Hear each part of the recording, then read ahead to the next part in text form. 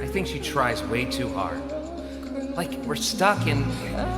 Why are you always pretending everything's always fine? Like, if you tell someone they're loved and appreciated every day, it kind of loses all meaning. I don't know.